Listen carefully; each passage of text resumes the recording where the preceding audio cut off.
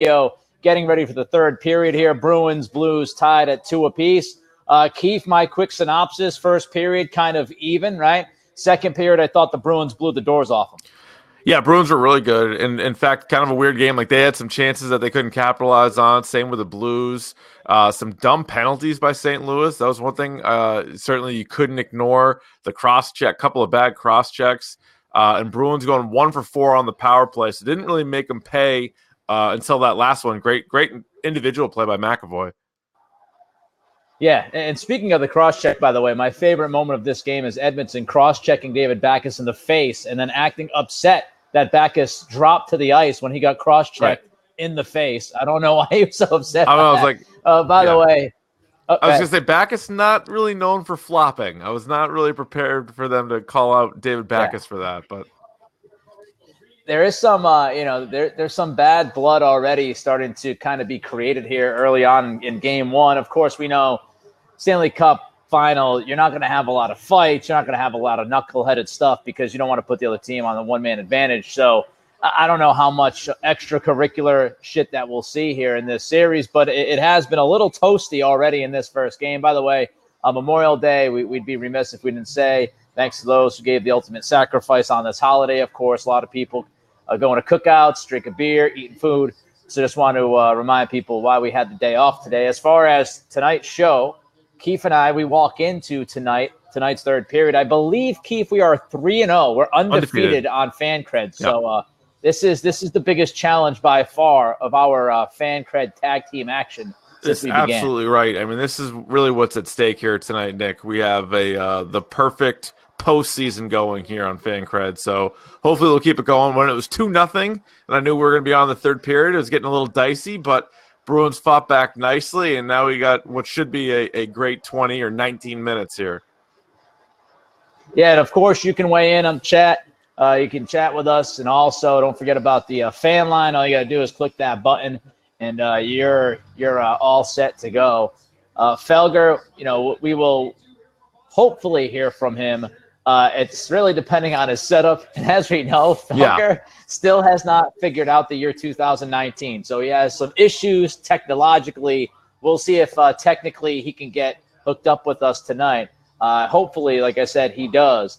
Again, if you want to weigh in on the fan line, you can. I thought first period, Keefe, to diagnose some of the issues for the Bruins, they were really sloppy getting the puck out of the zone, and they couldn't clear the puck a number of times. I also thought that maybe this was because of the layoff or maybe not, but they were a little lead-footed. Especially I thought Marchand was flat-footed a number of times, including on the Shen goal to start this game off. And then the second period, you saw them kind of get their legs underneath them. Yeah, definitely. The second period was a lot better for him than the first, and even Tuukka, the goals, I wouldn't say they were necessarily his fault, but it was just, you're like, all right, here we go. Because he had been so locked in the last two series that you were wondering if early goals were going to kind of throw him off. And, that hasn't been the case. And then one thing that we also saw, even in the second period, and the announcers were all over it too, was just looking for that perfect pass and not ready to just let it rip on the power play. Yeah. And one of the reasons why I think they went 0 for 3 to start on the power play was everybody was making that extra pass. They did that a little bit last series, but we saw it even more so here tonight.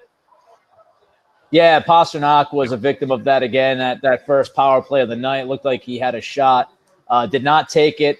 He took it, instead he goes with the extra pass there, and it kind of bit him in the ass. I think Tuukka's been okay. Yeah. The first goal, I know the guys mentioned on the telecast that maybe, he wasn't aggressive enough. He was kind of too deep into his own net, and that left the opening a little bit. But all in all, I thought it was a pretty even first period, a little sloppy. JC weighs in, says sloppy first, but they did hit 2 posts, which they did. And honestly, Keefe, I think here's a nice little rush. Krejci. When you look at that, even the first period, but especially the second period, when they just outplayed 18 shots to 3, just completely outplayed St. Louis. You had that weird play behind the net, behind Tuukka, where Chara and Pastrnak had some kind of miscommunication, just a bad turnover, which led to that second goal. But, we're really watching a game right now that if it wasn't for Binnington and some posts, the Bruins are winning this game by probably at least 2 goals. Yeah, right I would now. say so for sure. Now, it's funny, going back to the Pastrnak Chara play, it'll be interesting come post-game when they're asked about that, and I'm sure Pastrnak will say it's his fault and Chara will say that it's his fault, and then, I'd be curious for a third party to weigh in on it, because that was... It's like the Spider-Man meme. Just point out, hey, that's on me. No, that was on me. You're like, well, you didn't both screw up. Somebody screwed that up. So I'd love to know what the hell happened there. But one thing I think is very clear just from the first period is that St. Louis is a lot better than Carolina. Now, I don't think they're the world's greatest team, and they're not going to go down as one of these all-time greats, and maybe even Toronto's better than them. But you could tell right out of the chute, they're just a little bit quicker. They're more skilled than Carolina, so it's going to be a tougher challenge. Yeah, and I think there are a couple of things that the Bruins need to adjust to in this series, and they've kind of already adjusted from the first period to now. And number one, you have to be ready for the St. Louis defensemen. They jump into offensive plays. They're very aggressive. They have no issue with getting involved early and often. So it looked like the Bees had to figure that out a little bit early on. And I also thought one thing that the Bruins did in the first power play, and they've gotten better, and you've seen it. You've obviously seen it here, and that's going to be, I think, a penalty on somebody. But we've seen it as the game has progressed in the power play, not trying to carry the puck in solo. And I know that the broadcast team was all over that as well. You have to dump the puck against these guys and try to retrieve it, because what they do is they just really kind of build a wall at the blue line, and they're not going to let just guys consistently skate in on their own to enter the zone and start the power play cycle. So you've got to be able to dump that and retrieve it. And I think we've seen a little bit more of that as the game has gone on. Dan wants thoughts on Binnington, Keefe. He says not at the Bobrovsky level, but he's been really good. Your really on good. That? I mean, definitely. And some of the pad saves that he has made, the Bruins are working both sides of them. They're trying to go 5-hole, trying to go top shelf. They're trying everything on him, and he's been pretty good. And as Nick said, the post helped him out a couple of times, because there was one that he was nowhere near. There's a nice he wasn't even paying attention. Yeah. Like, he was completely misread it, and it rang a post, so he was bailed out by that. And I think that's fair. He's not Bobrovsky, but the run that he is on, he's certainly the next best guy. Like, I think he's probably better than Frederik Andersen, at least this stretch that he's on. And then the two guys for Carolina are just career backups. So yeah, Binnington has been solid, and I would say for the most part has lived up to it so far. And there's Marchand giving Binnington a little bit of a chicken wing as he skates by him. Perfect Marshy on that play, giving him the business a little bit. I think Binnington's been really good. That's interesting, because Binnington does initiate the contact on Marchand. He sticks his stick out there and hooks him. I mean, what are we doing here? Well, it's funny too. Before the McAvoy goal, Nick, Binnington lost his stick, and it was like kind of chaotic, but they didn't score. He lost his glove too, but then he picks up his stick and then is in position, and then McAvoy comes rolling down and just scores on him. It was quite a sequence. Yeah, and Binnington, go back, to him and what he's done tonight. There was the play in the first period where Pastrnak got a great shot off a one-timer. Again, it was Johansson who set it up. Johansson has been terrific again tonight, even though he just gave the puck away there. He mostly has been terrific again. He's had an unbelievable postseason run here. And as you see, a little whitewashing of Tuukka. Again, it's a little chippy, which I like to see. But when Pasta, did let a one-timer rip in the first period, and he tried to go opposite. Binnington was sliding across the crease, going from left to right, and Pasta tried to go to his left. And Binnington, as you mentioned, with a nice, pad save, stuck out the leg and came up with a nice save on that shot by Pasta. So he's had a number of good stops tonight. Bobrovsky. Right. I'm interested to see what goes on here with Tuukka, because you've had the long layoff. Tuukka hasn't really been tested too often. I mean, the second period, you had 3 shots. Early on in this third period, he hasn't really seen a ton of shots yet. And that could be a little troublesome, especially coming off of a 10-day layoff. He's not really being tested right now. So you hope that doesn't come back. Yeah, no, it's weird. It's a hard game to get a gauge on where Tuukka's at. Like, he's allowed the 2 goals, but it's been, not a ton of action his way, so it's hard to tell what's going on there, and so I don't think it's because he was the guy that I think most people were the most concerned with the layoff. You say some of these other guys, it's a long time, but they could use the rest. But with Tuukka was so locked in, you were wondering how he was going to respond from it. And again, still kind of like I'm not really sure. Like I think that maybe these final 15 minutes we'll play that out. Oh!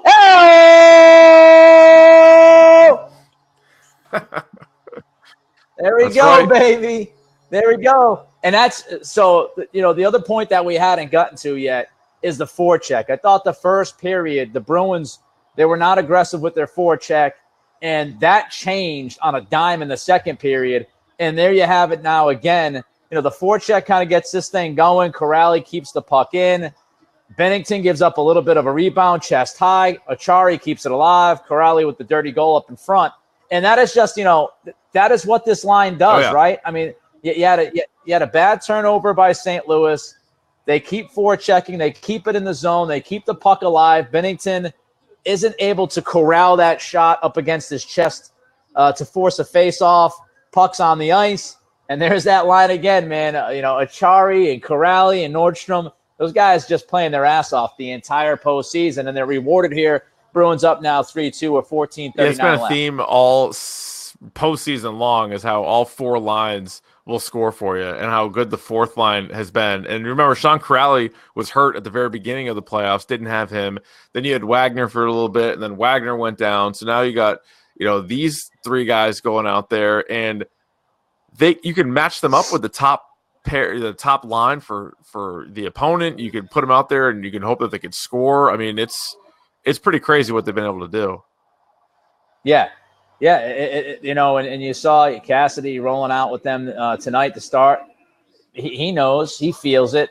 We were asked, by the way, let me see who it was.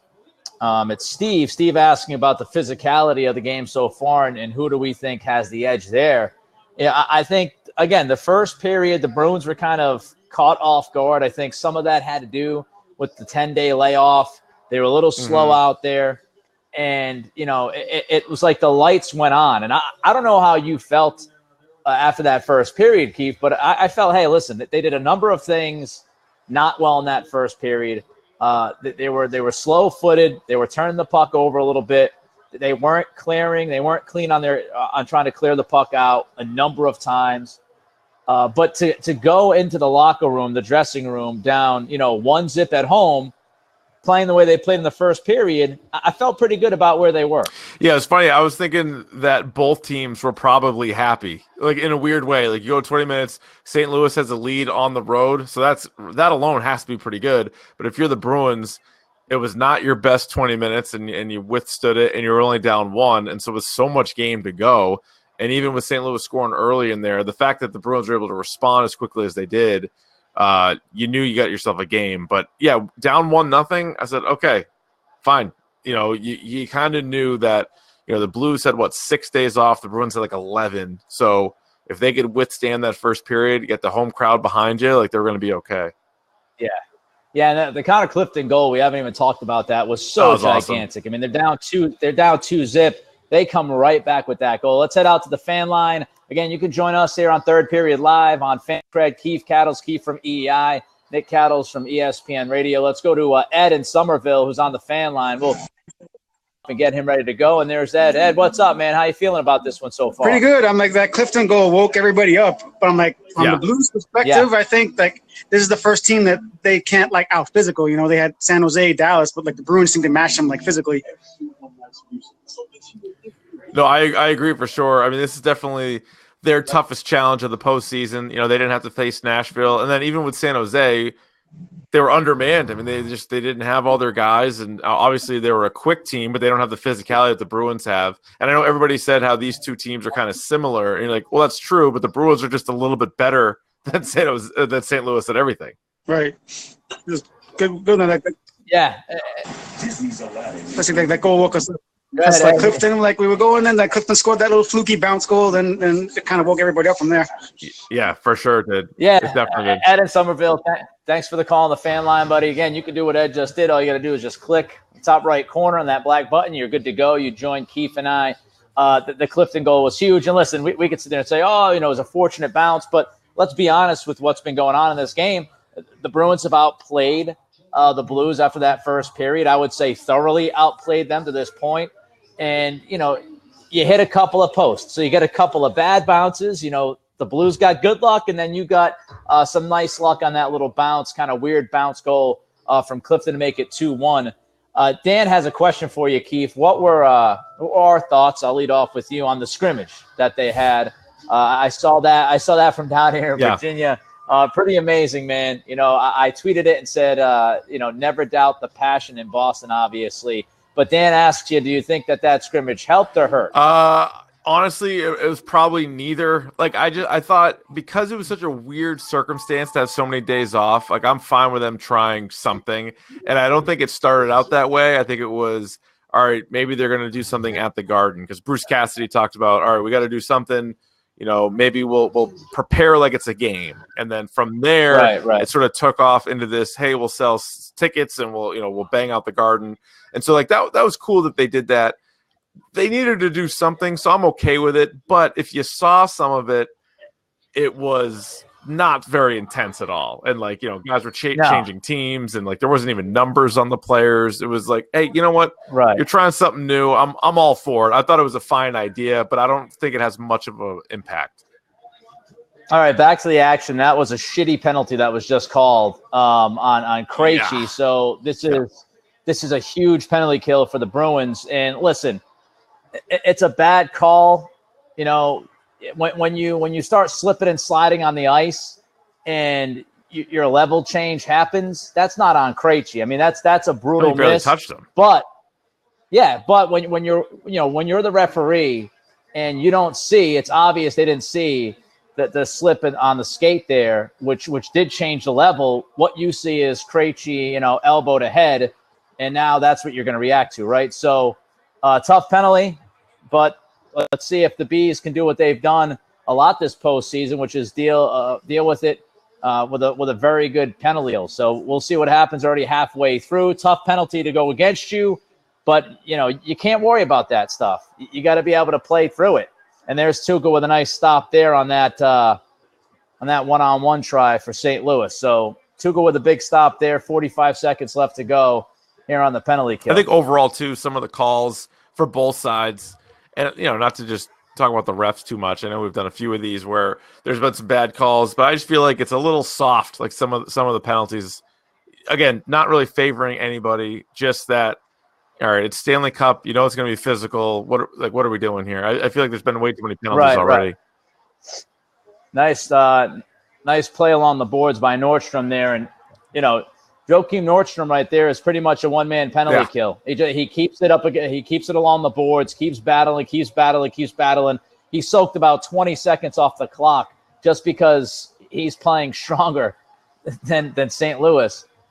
So this penalty is killed by the Bees. Let's see if they can now get it out of the zone. And that was tough. That was a lot of traffic in front of Tuukka, but he comes up with the stop. What's crazy to look at, too, just one of the stats right now of the game is Achari, Corrali, and Nordstrom are a +2. Bergeron, Marchand, Pasternak are all -2. And they're up by a goal in the Stanley Cup final. That just – what the hell? Yeah. That wouldn't happen. What the hell was just happening in front of the net? I don't even know what just happened. Come on, baby. Oh, my God. What the fuck was that by? Oh,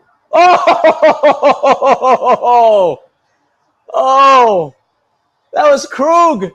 Torrey Krug just buried somebody. I don't know who he buried. You don't see that every day. Oh. I was like, I mean, he came in from off screen and goes flying in. That had to be his biggest hit ever. Without a helmet, Rob Thomas from fucking, what's the Matchbox 20 just got trucked. Holy smokes. Wow. What happened here? Oh, that's why he was angry. That's why Krug was pissed. Oh, nice toe pick. A little wrestling UFC move. Oh, my God. Oh, that is gorgeous. Playoff hockey, baby. Yes, this what a hit. This is what you're looking for. We were asked a question about the crappy ice and whether or not that's part of the problem that they couldn't clear the puck. Yeah, I don't think so. I don't know if that was the problem. Yeah, I just think it was one of those things where these guys were off for a week and a half, and we talked about the scrimmage. Listen, you can scrimmage, but in the back of your head, it's a scrimmage, and you're not worried about playing with any kind of urgency or. Yeah, because I think Columbus tried something similar after the first round. Before they played the Bruins. I don't know if they sold it to the ticket, like to the fans or whatever else, but they tried something like that.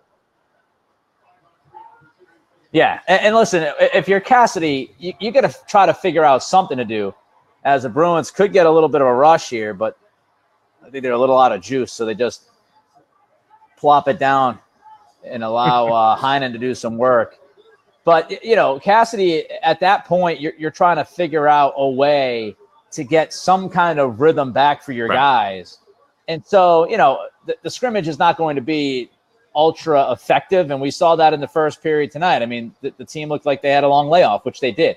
But you've got to try something. Yeah. You can't just sit around and go, oh, well, we're going to have a long layoff, so that's going to be fun. So you've got to do something. I don't know what they really could have done where everybody would have been happy. Like, it's just you have that many days off, you got to do something. And one of the other things I've heard about the ice being bad is because they really never skate on it. Like, they have that sweet practice facility in Brighton, so they really never skate on it. Yeah. So really, like, an added bonus of the scrimmage was just all those guys being out there for so long, and maybe it helps for this series a little bit. So there you go, 8:52 left here in the third period. Therefore, hopefully, fingers crossed, the game. Bees, listen, after the first period, again, this is a team that they look like they are the better team. They look like they've controlled, because they have controlled most of this hockey game since the end of the first period. If Binnington wasn't so damn good in this game, it's probably 5-2 at this point. A good penalty kill by the Bruins. And again, I know they didn't get everything out of that power play that we wanted them to, but the special teams has helped this team so much. I mean, after that first series where against Toronto, they couldn't really do anything on the power play. It was really tough to watch. Ever since then, they've really kind of found their legs on the power play. And tonight, I thought it was more of a situation of getting used to what St. Louis is going to do on their penalty kill. And then once the Bruins figured that out, they adjusted. And again, they've got some quality shots off of that power play tonight. Yeah, it's a good point. I would imagine whether it's later this game or just the rest of the series, Bruins go on the power play, they're going to be a little bit more effective. It might be one thing to sort of see it and be told, hey, this is what St. Louis does, but it's different until you go out there. And so now I think they'll be a little bit better prepared. And now that they got one too, I think maybe a little bit more confidence, momentum, all that stuff going forward for them. So yeah, they weathered that early storm, which was kind of what was expected after the layoff. Yeah, you weather the storm, and if you're still in it, as long as you don't get toasted in the first period, you're going to be fine. Get the fans back behind you, get your feet under you, and they are the better team. Like this is a series that they should win, and they're proving that right now. He's Keefe. I'm Nick Cattles, of course. Rich Keefe from WEEI, along with Dale Arnold, WEEI Midday Show.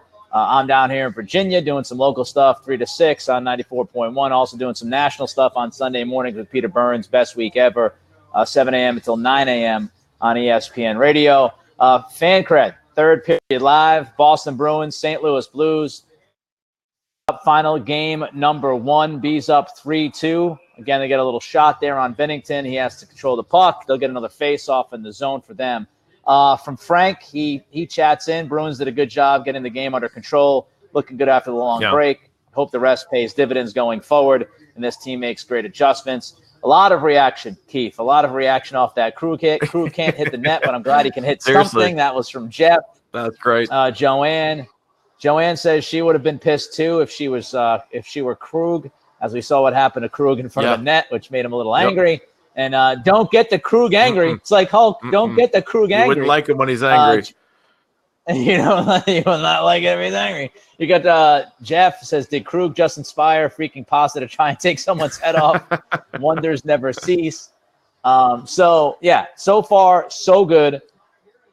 We'll see what they can do here. St. Louis, really, I mean, we've talked a lot about the Bruins, and here's Clifton just floating in all by himself, trying to set something up here to Nordstrom. And now we've got that fourth line again out there, the Achari, Corrali, Nordstrom line, which is, you want to keep those guys out there. Almost a beautiful centering pass by Corali to Nordstrom.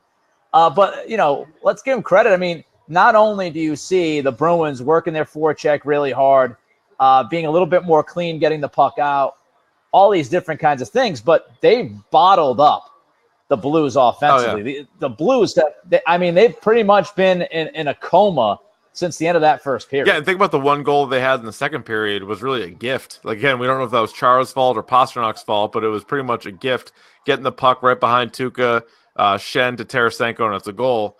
So other than that, you know, it's been about 40 minutes where they haven't gotten anything going, no good chances. It's been all Bruins. It's funny, Connor Clifton. When Clifton's out there, it's like having a fourth forward at times. Like, he is all over the offensive zone. Yeah, he just flies around. Just, you know, it's really interesting. You know, you look at this team and you've just got a bunch of guys. We used to, I remember at 98.5 when you and I were both there at that time. And, you know, the whole thing that we used to talk about all the time was the puck moving defenseman, right? The puck moving defenseman. And you look at this team now. You know, you remember the Tomas Kaberle trade, which didn't really work out for us. But, you know, you look at this, team now, and that's what they've got. You know, you've got Krug, you've got Grzelcyk, you've got McAvoy, you've got Clifton. You have four guys right there. And even Carlo can kind of skate out of his own end from time to time. I mean, you've got the old, you know, puck-moving defenseman that could actually jump into the offensive zone and do some damage if they're given the room. And look at what happened tonight. I mean, McAvoy gets the big goal to tie it up at 2. Yeah. Oh, yeah. I mean, the defensemen, you're right. Chara and Carlo are probably the guys that are defense first, but everybody else, I mean, McAvoy is a good blend of everything. And then those other guys are definitely kind of offensive. There we go. There's a penalty. Yeah. Let's see what happens now. Let's see. Then we got a little bit of a holding situation here. Something was going on. Like, trying to stop the 2-on-1. St. Louis is so stupid. I mean, if you watch the Bruins, they had the best power play in the playoffs going into the series. Nice. And then you're still doing stupid stuff all game. Yeah. We've got JB thoughts on Backes. Thought he would have been more of a presence, but maybe I've missed something. You know, he hasn't done a whole hell of a lot tonight. He did get cross-checked in the chicklets, which I'm sure didn't feel too good, even though Edmondson was trying to beef about it for some reason. There's Coyle getting a bear hug. That's nice to see. So now the Bruins, again, another power play interference is the call. So 6:32 left in this game, 2 minutes here. Bees to do some damage. And if you can jump up 4-2, you feel really good with about 5 minutes left to play in this one. Well, you know, Backes, there's been so many penalties in the game, and he doesn't play on the power play. He doesn't play shorthanded, or at least normally he doesn't play on either one of those. So, you know, he doesn't have a ton of time on ice, but he did draw a penalty, and, you know, that's kind of what you'll take, really. Yeah. And that's – so as I was just mentioning early on when we jumped on here, third period live on Fancred, Keefe and Cattles with you here, Bruins up 3-2 in this one. That right there, see, that entry is much better than what Krug just tried to do. Krug tried to go in there, single man, you know, to try to get through that wall. That's not working. Sets up. Yeah, it's a waste. Now you got Bergeron and Pastrnak, you know, kind of playing the two-man game to get it into the zone and get it ready. And, you know, nothing comes of it, but that's what they have to do consistently in this series against the Blues on the power play. It's obvious that the Blues are going to attack at the blue line and try to force the Bruins to dump it and retrieve. And the Bees just have to be disciplined and do that. I still don't know if Pastrnak has looked great. You know, I mean, we were doing games a couple of series ago where he looked atrocious. And so he's certainly gotten better since then. But he still doesn't look like regular season Pastrnak to me. No. He's had his moments. Oh, yeah. You know? Tonight he's been okay. He's been a little Oh, that would have been a perfect setup to DeBrusque. See, this is not the power play you're looking for. You know what I mean? Right. They got to get pucks to the net. And here's Johansson, the Magic Man. Yeah, this guy, he's got some skill to him. He's like a whirling dervish on the ice, Keefe. A whirling dervish, I'd say. Come on, get something to the net, fellas. What are we doing right now? Nah, see, just not good enough. Yeah, it's kind of cute. Not nearly good enough of a power play. And now you got to wonder, now you got to watch out. St. Louis with that nice penalty kill, they're going to have a little bit of a hair across their ass here over the final 4 minutes. Bruins have to match that intensity. That's how I always look at it, especially when you talk about playoff hockey. I look at it like, 5-minute intervals. Like, who wins the next 5 minutes? Who's the team that has the urgency and can, have that intensity for 5 minutes at a time?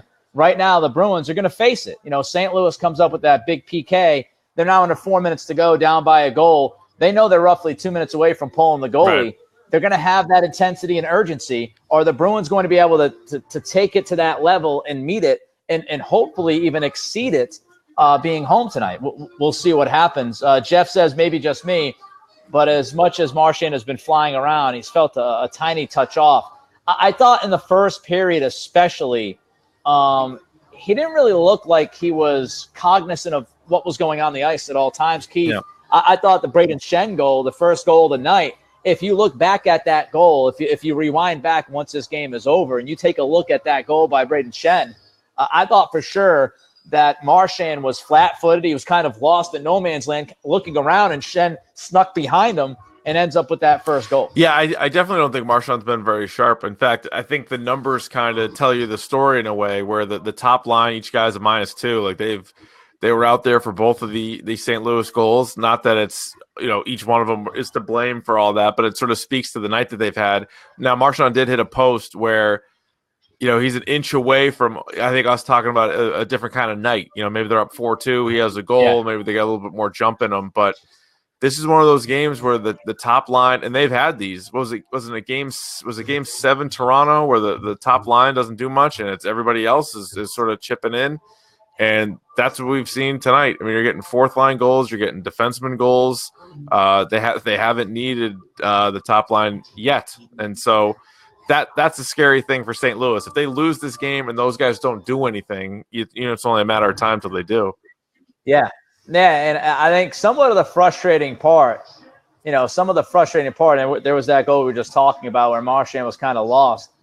But, you look at that end of the Carolina series, and the top line played great to finish that series up. And, you just wonder, we'll never know because there's just no way of finding out. But you do wonder that they found that momentum. They found that rhythm. They played very well against the Canes to finish that series off in Carolina game 4. And you felt like, oh, boy, now if that top line gets that kind of wave of momentum, then the Bruins are really, really dangerous. And you just wonder, Keefe, if that long layoff, that's another thing that hurt, was the long layoff just as the top line was starting to get going at the end of that series. Maybe the layoff kind of robbed them of that momentum and rhythm that they had gained in game 4. Yeah, I mean, it could have. I mean, a lot of eyes were on Tuukka Rask, but certainly the top line, they did have something going, and maybe it sort of slows that down a little bit. I think the big takeaway, coming up on 3 minutes to go, St. Louis has 15 shots on goal. 15 shots? Yeah. I mean, come on. Oof. Now that's 16, and 16 was a little dangerous with Tarasenko. Yeah. Here's that. This is what I just mentioned, as they went to that television break, right? This is that push. This is that push that we all expected for St. Louis to make. And this is, the Bruins have to match this now. You're 50 seconds away from them pulling the goalie. And then, you just make one play, cause a turnover or something. Then you get that, two goal net if you can make it happen. But it's this 45 seconds right here. Jason, I keep asking questions, but keep going past mine. Sorry, Jason. Circle back. Who has been their best trade deadline acquisition in the playoffs? I think it's been Johansson overall. I mean, Coyle started off really, really hot. Coyle's been good. But I think Johansson game in and game out has been, more consistent than Coyle. It's a tough call. Both have been very good. I would say Johansson. Yeah, Coyle has more goals. Johansson missed a couple of games early on. They've both been great, and because they play together, they're almost kind of like interchangeable. So, yeah, Johansson's smooth. Maybe it's just the way he plays, Nick. I might agree with you, but they've both been really good. By the way, Dan says, will there be third period live for all finals games? I am being told by the control center that definitely for game 2, but possibly all on here. Well, I guess we'll see how that goes. Control center tells me that Wednesday night is a go, and then we'll see where we're at from that point going forward. Joanne says that Johansson, no doubt, has been the better of the playoff, the trade deadline acquisitions in this postseason. Let's see. Jeff thinks that's the third lost helmet in this game. Solid start to a physical series. Yeah, I mean, I think a lot of helmets flying off. The physicality. Yeah. I mean, when we look back at game 1 tonight, Keefe, and the hits of the game belongs to Torrey Krug. I think that is an example of how physical this game has been, and I feel like after that first period, the Bruins were able to finally match what was going on out there. Yeah, and it's going in, Bruins were waiting for their opponent, and if it was San Jose, it wasn't going to be as physical, but it was St. Louis, and so now you've seen some big hits. Now, neither team, they've been committing a lot of penalties. St. Louis, to me, has been kind of undisciplined, but going into it, these two teams are both physical and yet don't spend a lot of time in the box. Now, it's been a little bit different for the Blues here tonight, but yeah, there'll be plenty of big hits here going forward. That's for sure. So here we go, right? You just call a timeout. This is going to be a set play. They pull Binnington. You got an empty net. Let's see if Bergeron can handle O'Reilly. O'Reilly's been great at the dot. Yeah. It starts with the face-off. And that works out fairly well for the Bruins. But the inability to clear it there again by Marchand, who doesn't make the play on the puck. He makes that one. Come on, trickle, bitch. All right. So, empty net, Marchand all over the place, and pots the goal. There he is.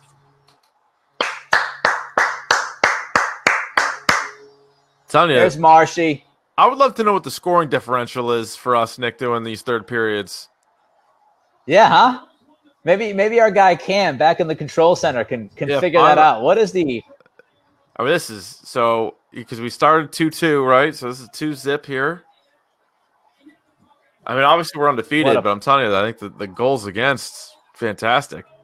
I mean, the goals again. We're doing pretty well so far, Keefe. Yep. I think, and I'm told that they're working on it. So they're gonna they're working. The stats and info, Fancred stats and info are on it right now. So a minute 41 left in this game. Bruins up 4-2. Just no stupid mistakes right now. Just no stupid mistakes. Play it conservatively. Get puck control. That's not what you want.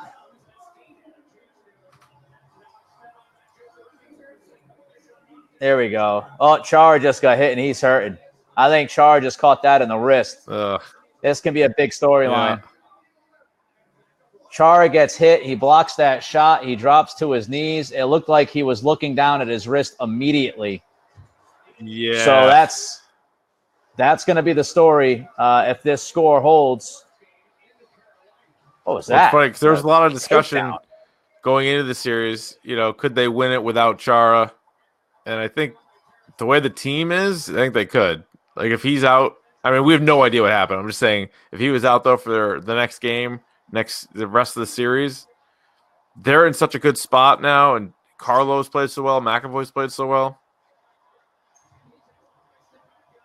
There you go. So we'll see. We'll keep an eye on that. Obviously, could be a bigger storyline. Oh, Marchand going for a second empty netter. Just wide. Why wouldn't you? I'd be shooting just to pour all over salt on the wounds.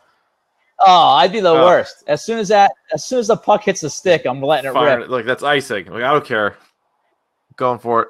So we'll see. Now the story is what happened with Chara there again. What I saw, and they haven't showed a replay of it, what I saw was it looked like Chara got hit. Here it is right now. Looked like, oh, right on the wrist. That's flush on his left wrist. So, I was going to see, you know, he's cut there. That's vicious. Yeah. That's not good. That is not good. But what is good, by the way, counting tonight, yes. Keefe, goal differential. Yes. When Keefe and Cattles do a third period live here on Fancred, 8-zip. I mean, needless to say. I mean, what more do you want? What more can we possibly do? We can't do much more for you Bruins folks. Honestly, 8-zip is the goal differential. Come on. And now we're bragging so much. They'll probably get a goal here because we're yapping about it so much. That's all right. We're still a +8. That's all right. Oh, come on! Enough with the jab in there. What's going on here, St. Louis? Suck on that. 4-2. Mm-hmm. Down 2-0 too. Down 2-zip. 4 unanswered. So the story going into game 2 is going to be Zdeno. Yeah. And what's going on with that wrist? He took that shot flush to the wrist. As I saw it, you know, live, I could see him kind of double over in pain and look down at that hand/wrist area. So we'll see what happens going forward. That could be a big injury, obviously. But the story of the night, the Bruins win game 1, 4-2. 4 unanswered goals. They go down 2-zip. They score 4 unanswered goals. Keefe from WEEI, Nick Cattles from ESPN Radio. We are now 8-zip, and our record is 4-0. Pretty good. We gotta keep this momentum going, Keefe. Going. We got to. See what happens. I mean, if 98.5 only knew and put us together more, we might have brought even more championships to the city of Boston. That's it. So, again, third period live, Fancred. We'll talk to you on Wednesday night. Bruins victorious in game 1 of the Stanley Cup final. They win this one 4-2, 4 unanswered goals. Fantastic game. Tuukka really not tested very often tonight. Not at all. And that's a credit to the guys up front. You know, so, hey, Rask saved their ass in the earlier rounds tonight. He didn't have to face many shots because the guys in front did the 20 job. shots total. Pretty good. So he's Keefe. I'm Cattles. Hey, 1-zip. Bruins 3 wins away from bringing home the cup. We'll talk to you on Wednesday night. Thanks for joining us on Third Period Live here on Fancred.